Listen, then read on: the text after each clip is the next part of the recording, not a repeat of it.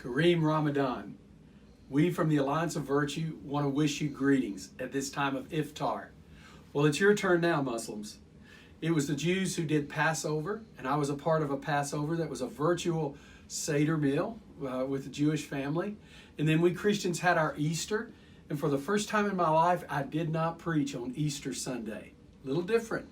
I sat home while people watched it online, and then I ate the Easter meal with my family.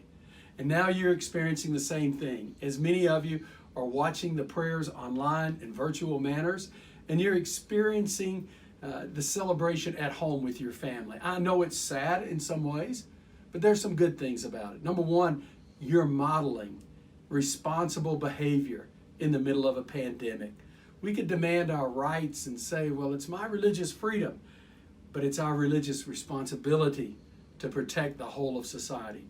The other thing that you're doing is you're putting faith the most important place it needs to be, in the home, with the people that you love, with the people that you care about. Faith needs to be a core value of our families, and this is an opportunity that we have to do that. But here's the third thing that this season gives us an opportunity to do, and that's to work together. What can we do together that none of us can do separate? And when we look at the pandemic and the things that we're going through right now, it's obvious an opportunity for those who would sow chaos and division to do horrible things. But more than that, this is a major opportunity for what we of different faiths can do together. Let's use this as an opportunity to serve together. This morning I was on the phone with the head of the World Food Program, and we were talking about how we could use Christians and Muslims, mosques and churches at the grassroots level to serve people of all faiths. Can you imagine that?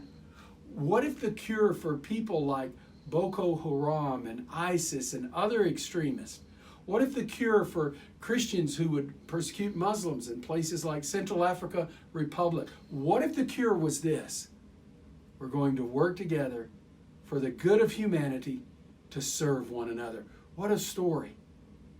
What if God didn't cause this to happen, but has allowed this to happen to give us an opportunity to work together, to let the best of our faith rise to the top so that we can be a blessing to one another? That's my prayer. That's my desire. There's a story we have as Christians. We read the Hebrew scriptures, and it's the story of Joseph, whose brothers sold into slavery. And at the end of that story, the brothers are really afraid because Joseph's father has died. He had brought his father and the brothers out of the area of famine that they were in and gave them a place to live. And they were afraid surely now that the father was dead, Joseph would have them all killed or put them in prison. And here's what Joseph said: "You meant it for evil, but God meant it for good." Let's take something very evil, COVID-19, and let's turn it to something good. Let's be a blessing to one another.